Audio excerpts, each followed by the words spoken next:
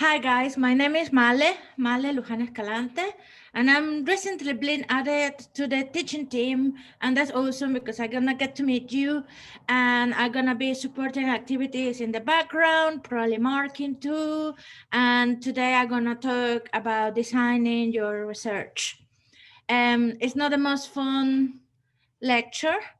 It's quite but my task today is translate to you words that we use a lot in research that sounds very big and very complicated, but I want you to have those very, very clear so they become like the four legs of your table so your projects don't fall down.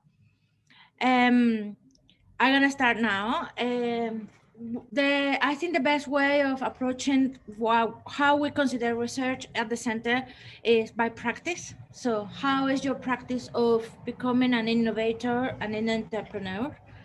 Um, and when you look at in the library for references, you're gonna find this by research by practice or research through practice or practice research. The nuances are on the focus of the research, and that's not important for us at the moment. All of this reference will work for us.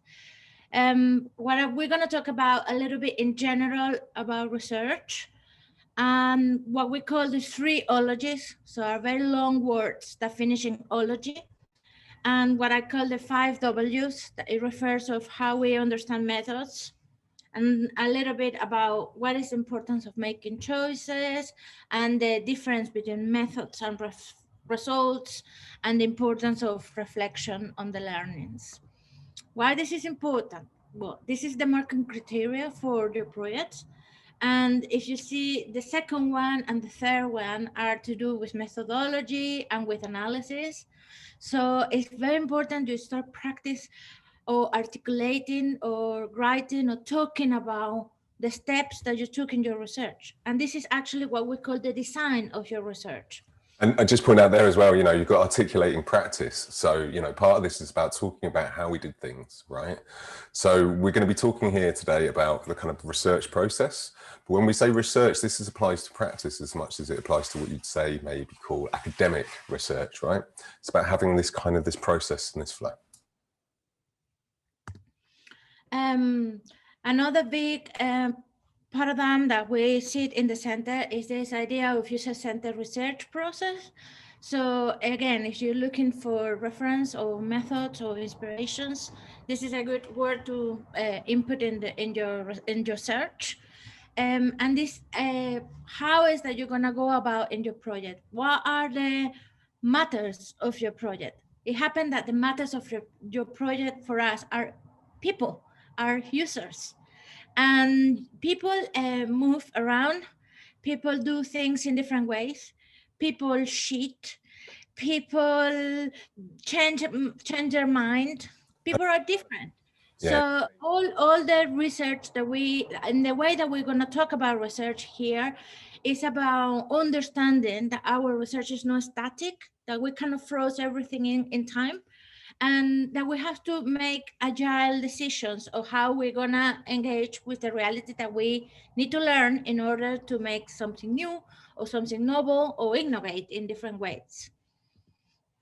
I also think that this is my view, this is my trick, this is how I think about my own research, but I want to share it with you. I don't know if this is written, but for me, the root of success is have a good topic.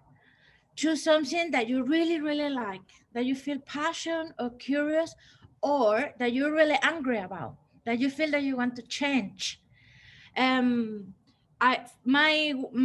area of research is in ethics of technology, and I decided to work with industry that working with emergencies because I thought is an emergency response, fire, pandemic, floods, when we have to be the most ethical.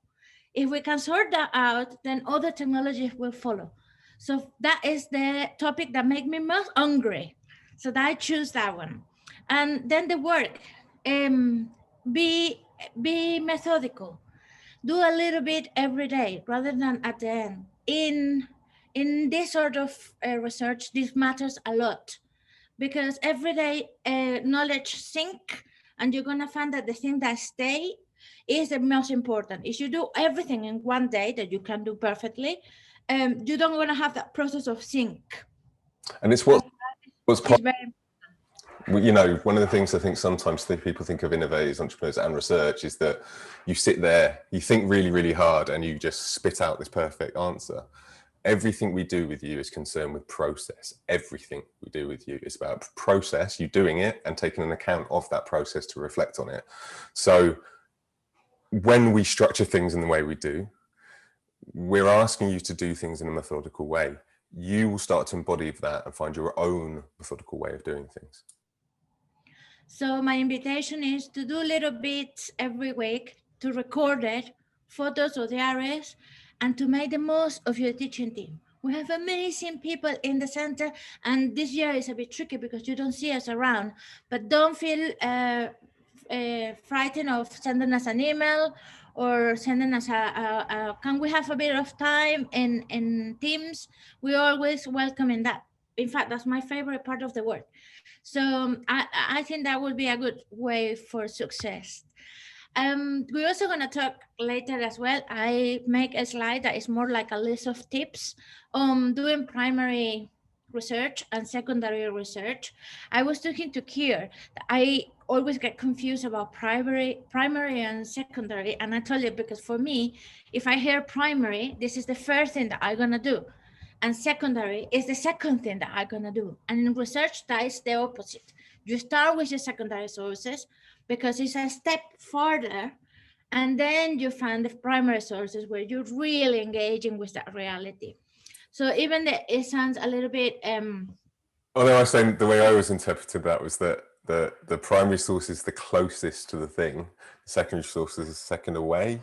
But this is, again, coming back to our point about language. A lot of the stuff we're talking about today is to try and start to demystify, to help you start thinking about these terms and how you approach what you're going to be doing for the rest of your careers. Yeah, so all of these slides are going to be on Blackboard. If you want to go back to them, because I'm not saying absolutely everything that is in there, please do. So what is research? So systematic investigation, that is very important for me. It's systematic. So what we're going to talk today is about how we talk about that system. What is the system? We do first this come out, we do second this come out. So all what we're going to give you today is words that are tools that are important to articulate this. And for us, we are concerned with materials, with things, with people, those sources, and with facts. That there could be data, it could be ideas, it could be discourses. And with all of this, we make conclusions and we inform our new idea that is going to be in the future. And in all of this is involving critical thinking. That means that we have to make the work of putting it together and in the combination extract the new meaning. That is the critical thinking. So I told you that I'm going to talk about long words and very confusing words. Some of you in your disciplines are studying this in depth. So maybe this explanation is very simple. Some of you will never hear about it and will never connect about it. But for us, it's very important. These three words are very important. So ontology.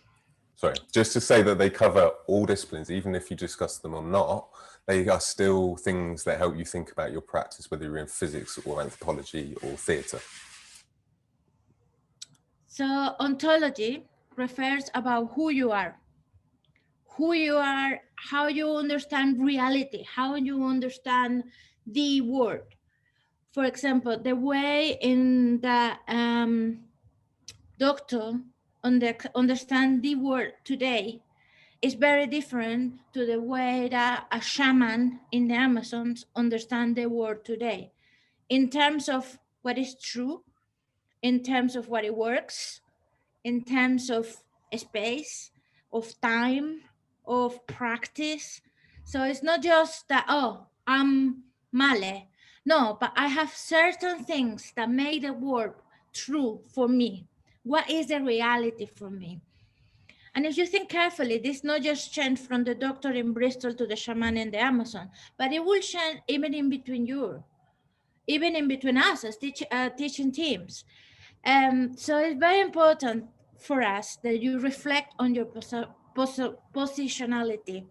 And that is again something that we're really keen at the centre, is the richness of that we all have positions to the world and we all have different positions to the world, but considering your own helps you to consider others, but also helps you to see how you're thinking about others. So axiology, axiology refers to your values, and values are not just things that you have. They create a network, they create an axe. It's basically in physics, in normal Cartesian physics, it will be your space and times. It basically creates your environment. You see absolutely everything in reality through those values. So for example, everything that I can touch is true, everything that I can measure and I can weigh are true. That is a value in itself. But there are many other values. And again, it's important I probably think that you have been playing with values in this class a little bit, but you're also going to see that you will be talking about values all along in your 4 years, because it creates a network that basically constructs your reality. So it's very important in reflecting what are your values that you already have, but also what are the values that you want to for your innovation. And then epistemology, that is the last of the 3 ologies, and basically it refers to what we think knowledge is. When we learn something, when we find out something, how that something looks, how that something is, how is the materiality, what we count as knowledge. For example, a person in a lab will be making many experiments and they will controlling bias until the experiment bring all the time the same results. So that will be truth. So what we count as truth. In my research, for example, I'm not concerned with surveying millions of people to find out a sociological truth. I work with hyperlocal. So I do research in-depth ethnography with one person. I ask, for example, a fireman to tell me the story of how he responds to that emergency. And these conversations are in deep, and I ask many questions and many details. And that for me is truth enough to develop the innovation or the frameworks that I have to develop. But that will be very different for other disciplines. And that will be very different in your own disciplines. So the way that we are thinking about knowledge in the center is the knowledge is the lessons or the reflections that you come up in your practice. So that's why we call it research by practice or practice research. And it's also sorry, just to interrupt. It's also about being appropriate as well, right? So the quote I always can return to is electrons don't have moods, right? So in physics, we need to know about electrons. We understand how the world works through that. There's some very fundamental truths there. Equally, to understand the physicist and the way that they work and their understanding of the world, we wouldn't look at the electrons and the physicist. Potentially, we would talk to them, we would spend time with them. So it's not to say that there is a hierarchy of one is better than the other, but there is a need to understand how and why we see the world in the way that we do in order to make sense of the world and in order to use kind of the appropriate tools and tell the appropriate stories. Yeah, so the first people that used this epistemology of the research by practice were, for example, nurses or teachers, because they noticed that they learn a lot in the practice of nursing people. And that wasn't in any lab or in any theory or in any philosophy. It was just in the practice, in the matters and the people around your practice. And then the artists took it, and all the art schools are basically on this. But for us in innovation, it's also very useful to think. Yeah, if you want to read more about reflecting on your actions, this is a very short paper that you can read, or maybe you can refer when you're trying to articulate to your it have tricks. The paper have like tricks to how you talk about your practice. And then we have another ology. So it's a tricky because I told you that it's 3 ologies, but actually we have one more, and it's the methodology. So the methodology is the reasoning or the idea or the backbone or the red thread for how you connect all the methods on your research. And the methods are tools. Are tools, are keys or ways that can you enter or connect or engage with that particular reality that you're interested to learn. For example, you are interested to learn how chefs work in the night of a busy restaurant.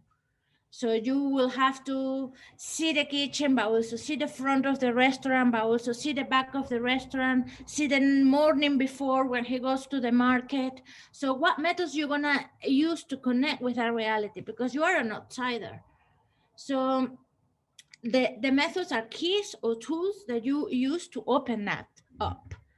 And I really put this big because I want you to have that very clear. Methods that you use in your research are not your results. Well, unless your project is about to designing methods, but that's another story. But we have many reflections on projects that say, and then we prototype this app, and then we write a sectional story, and then we have 20 conversations. But actually that's not your result. Your result is what come out of this.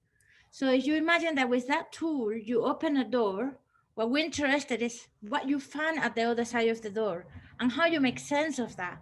Because maybe at that door is a busy restaurant, it's steamy, shouting people, but what we're interested in, how you make sense of that set. In the center, we also use versions of the Double Diamond of the Design Console. This is the last version published last year, but we probably changed the words, but you will recognize the Double Diamond. And this is a particular methodology. This is a way of organizing methods. So some methods are useful to discover, like when you use a lot of post-its. Some methods are used to make something smaller or converge from that discovering. And I think Kier is going to talk to you about those methods next class. So this is one methodology. This is a methodology in engineering, so it looks very different. This is a methodology in Grandin theory. This is a methodology on speculative design. And this is some things that I have handy that I have used before. But my favorite, and that's probably why I'm here in the center, is because I like to use this one. It's the most richest for me and the one that makes sense for me. And this is because I have an ontology, an epistemology, an axiology that really sit well with this. Yeah. And I just can we just go back to that for 2 seconds? If we think about design systems thinking, you're all very much learning this process and the tools very explicitly. This is the process you will go through for research. What we're doing here is examining it maybe from a slight remove to think about, okay, so this is a methodology and method. How does this fit against other methodology and methods? Because again, we're transdisciplinary. The way that we're working is with people who have different ontologies, different epistemologies. So this is the one we use in the center. But what we're trying to do here, rather than designing systems, is to consider them as methodologies, as opposed to just doing them.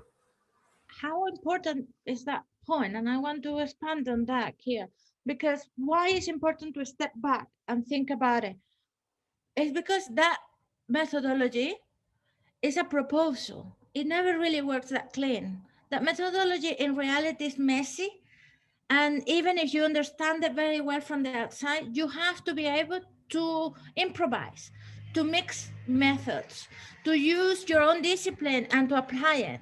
And that makes things messy. So it's very important that you understand it from the outside, so you know how to mix it up and how to, if you understand the whole, you know how to make sense of it. So this is another way of thinking about it. I think about it of ontology, epistemology, ontology, who we are, epistemology, what is knowledge, and axiology, what are our values. They create our position in the world. And methodology is an umbrella of things that we use, but depending on our ontology or epistemology, we will move differently.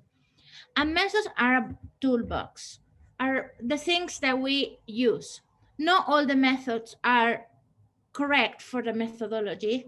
So, and not all the methods are correct for the epistemology. For example, an example. If I want to have the physical truth of the building where the center is, it's no use for me to interview the porter. It's better if I look at the plans of the building and the architectural and the way how it was designed. If I want to research how is the experience of working here, maybe I interview the porters, maybe I interview the cleaners. So it depending on your question and your position that those methods are gonna work well or not. So I'm gonna leave this for you to peruse after the talk, but basically are some tips about secondary research. It's very important that when you're reading and you're researching across your library, that you are very clear on your position, because that will give different lenses. You can put an umbrella in different places and it will point to different things. And the secondary review is gonna inform the context and when is this happening and who are the stakeholders who are involved in your project, but also specifically it's gonna inform what is the gap, what is exactly what you're gonna learn. And I call this the superhero narrative.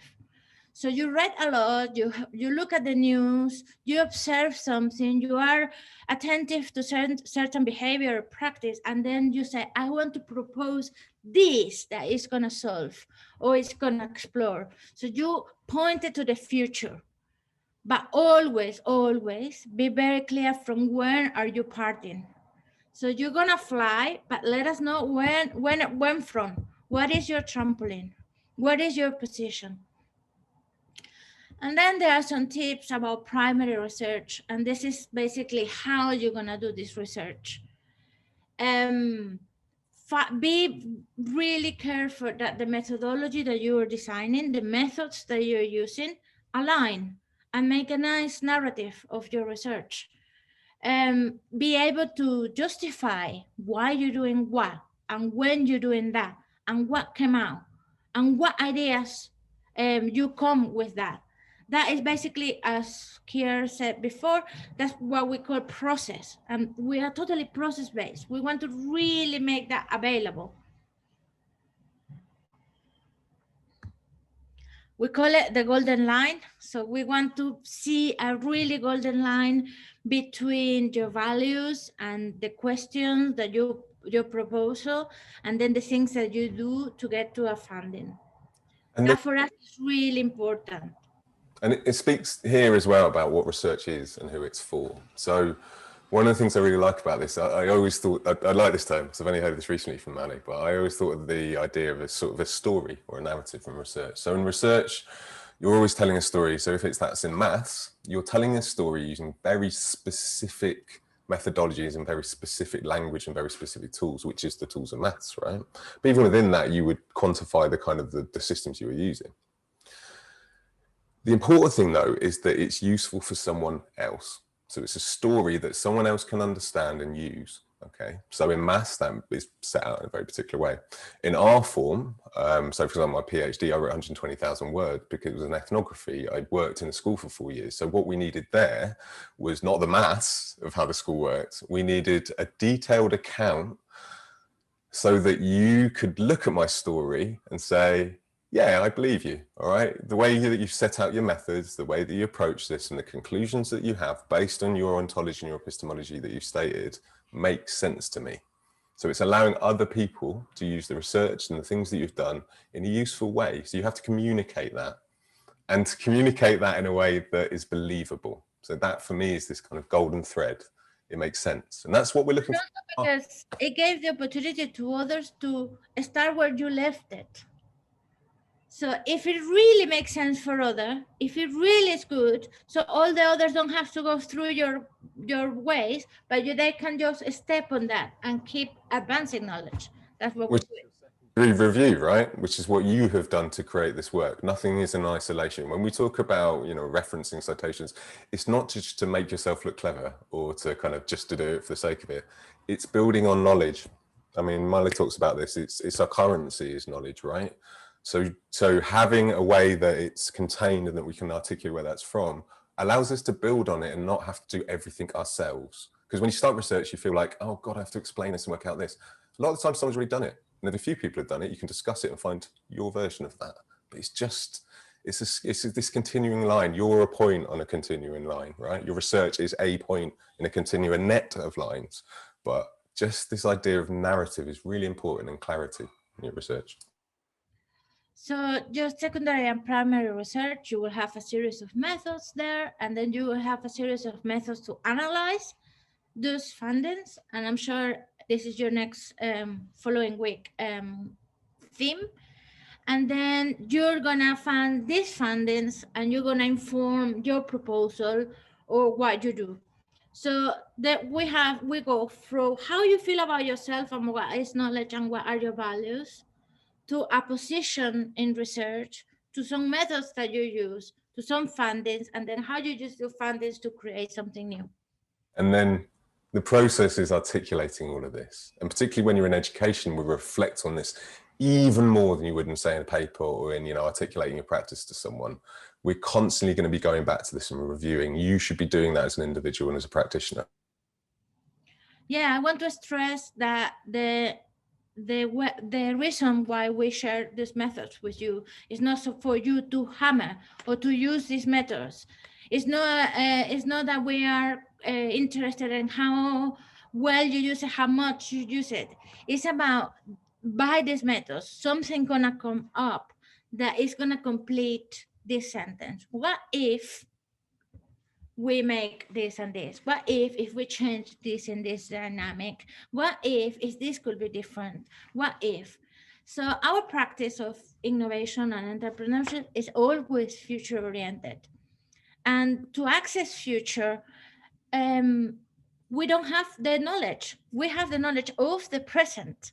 So we have to start by the idea that the knowledge that we have now is not sufficient for the future. So we have to be ready to insert or to create spaces for being agile and spontaneous in our research, because what we know now is not enough. It's never enough. And it speaks really, really clearly to why we have the centre and why I personally definitely work at this, and I think you too, is it's this ability to draw together different ways of knowing. Okay, so me and Marley have different ways of understanding the world, of researching, of creating, of talking, of teaching. And that's a real strength. And we'll talk about this in another lecture, but for you guys, you've got 13 different disciplines, right? Within each of those disciplines, you have 10 million different ways of doing it. And each of you is an individual practitioner who's on top of that working in a team. When you come together, this isn't a case of, well, we'll use your physics, we're going to use your approach. It's going to be an amalgamation of those things. And understanding how other people do this means you can borrow for them, but it also means you can create a new way of seeing the world. And then, like you said, recreating a new world with new context. Yeah, I'm going to talk a little bit of the tensions of this way of thinking about methodology. We're thinking in schematics and a very clean thing, and we talk about data, but when this data is about people and spaces and practices, this data is neither neutral, neither static. And maybe it's that when you are talking to people, when you are observing something, when you're making something, you come to the conclusion that your first question to start was grown, or you enter into discover things that make you unease, that you start thinking that these values and this ontology shake. So maybe it's the time where you have to move position and adapt to the context that you are researching. You're gonna encounter dilemmas, you're gonna find uncomfortable truth, and that is a good way. And that is the good way. So you're also gonna find disappointing data. I usually tell the example of this project because it was a long project. It was like 3 years project with a massive budget from the government. It's in Lancaster, and they contract us to make public engagement to decide what is going to be happening in a big green land that was behind the castle. So in the middle of the city in Lancaster is a castle. Behind the castle is a very big empty area. And around there are many neighbors and the center and all of that. So we contact many different communities, from the commerce to the services, to the schools, to the elderly. We apply many different methods, from surveys to performance. And all what we're coming up is that the people didn't want anything behind the castle. The government wanted to propose a park, a parking space, a mall, a youth center. The people simply wanted to see that prominent hill green in the middle of the city. And that's very disappointing. They invest a lot of money for us to research for 3 years, and that is what keep coming out. So we have to be ready to change a question, or to change the projects, or to challenge our own positions. We were in the position of, oh, we really want a park for the city. As a researchers, we want that preference. We were really desperate for people to tell us, oh, I want a beautiful park for Ron.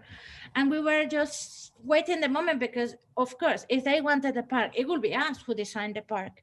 But people simply didn't want anything there. So we also as researchers have to be prepared. The other example that I use, just briefly there, it's also about integrity, that one. So this, you'll find this in all forms of research, right? And you see this sometimes with people faking data in, say, physics, for example. There's this conclusion you want to find sometimes, right? But it's having the integrity to say, no, what does the data actually show and what does it articulate? Even if that goes against your basic, basic thinking about the world, your basic epistemology, if that goes against that, you still need the integrity to say, well, this is where it has led us. And for me, for my team, for Male, the best scenario was, oh, let's make a park. The worst scenario is, what about if people want a mall? And we found an even worse in the scenario that we never suspect, that people really wanted anything. So that we have to be prepared for that. The other thing that I always share with my students is that we have to be very, very aware and engage with the subjects of our research. This is just a simple phrase, is that she takes sugar. So we were making a project with people with dementia and people that carers of these medical carers, and Philip that was creating a system, a AA system for sharing data, medical data of dementia in between hospitals. And we start working with different peoples, and we work with people with dementia, and we met this couple. She was recently diagnosed with dementia, but she was still very sane. She was talking to us, and she told me, the worst for me in the experience of dementia is that since I have the diagnosis, no one talked to me. The doctor don't ask me anything. The nurse don't ask me anything, even about a cup of tea. Everybody talked to my husband and said that she takes sugar. So for us, that happened in the very beginning of the project, but that sentence keep coming to us to the point that we print it big in the studio and be sure that we always loyal to that feeling. That was a very powerful feeling of, okay, our subject here, our user here is disappearing, and they have that experience. So how can we make that these systems of AA are loyal to not make disappear our users? And that's how all the project after that, it was the point to connect how we are always like that. But the phrase that she takes sugar tells a lot about how is that in innovation, in the impetus of creating something really cool for someone, we forget that someone. And then we ended up creating places spaces or systems where people cannot breathe or cannot sleep or cannot run. So we have to have always the consequences of innovation, of past innovation, very near to us to avoid that sort of thing. And I also want to talk a little bit about methods and how these methods, that the some that we teach in the center, but also feel free to mix them up, to be creative, to explore different ways. Particularly now that we are in lockdown, we have to find ways of making things different. And I have students of year 4 that were telling me, we want to connect to mothers of school age. So the women mothers that have school age kids. And then they wanted to connect them by designing a card game. And I thought, these women are probably very, very busy. These probably don't have any time to connect, to play cards. And if they have cards, they're probably gonna have the kids around. So they don't have time to be with the kids and with the cards. So I said, think about the matters and the spaces and the practice of your subject. So they changed it, and actually they found a way that they connect with the moms in the way back from the school run. So they think about a routine in the day from the moms, and when is that they have more time to chat and they are more relaxed, and it's actually when they leave the kids in the school and in the wrong way back, they connect with them. So these are method cards from IDEO. And I found it very useful because they're very easy to mix, and to be creative with it and to pay attention to details.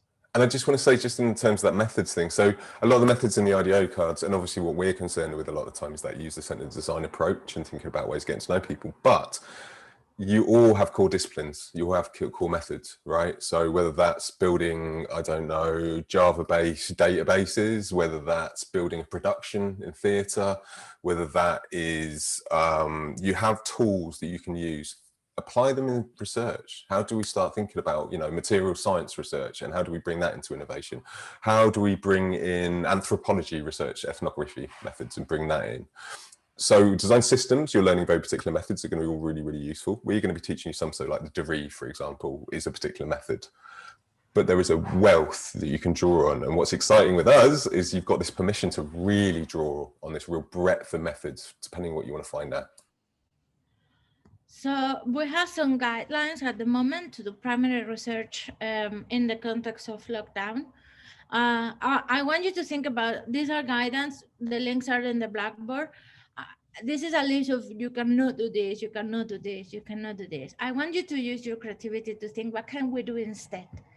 Maybe sit with the guidance and the cards and say, how can we approach, how can we enter these realities in a different ways?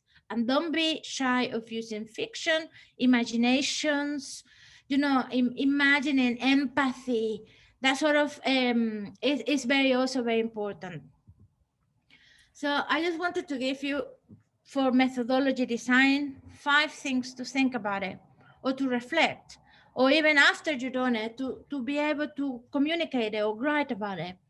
So the first thing is dignity. I'm going ups and down.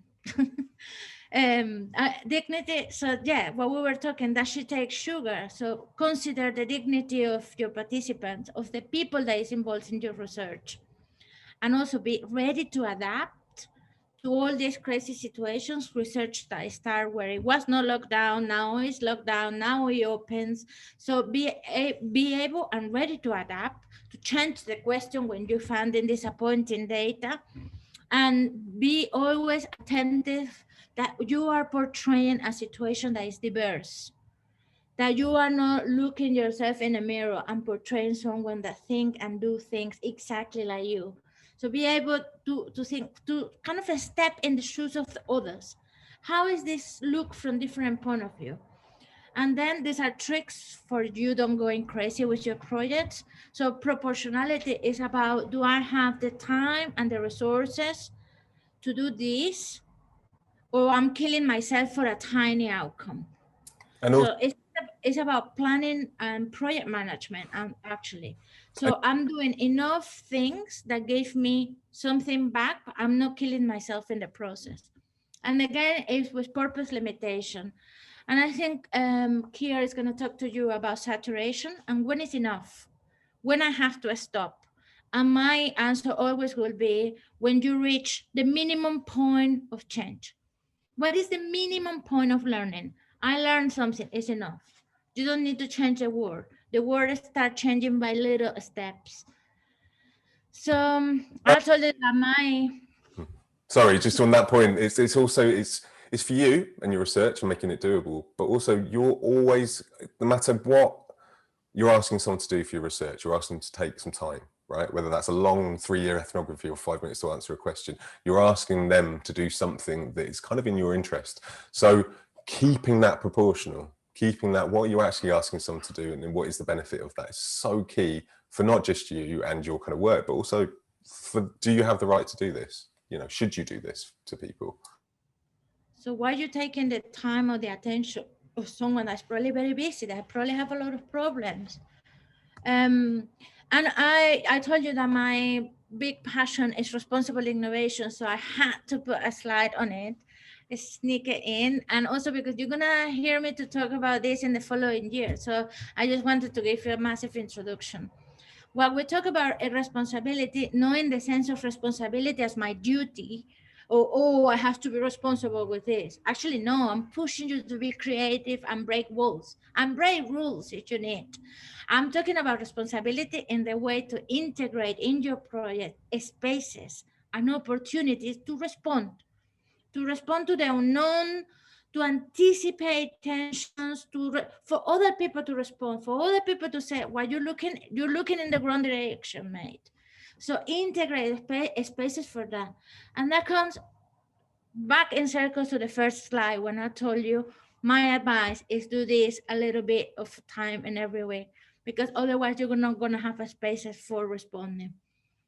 And then a wild card that I'm gonna give you.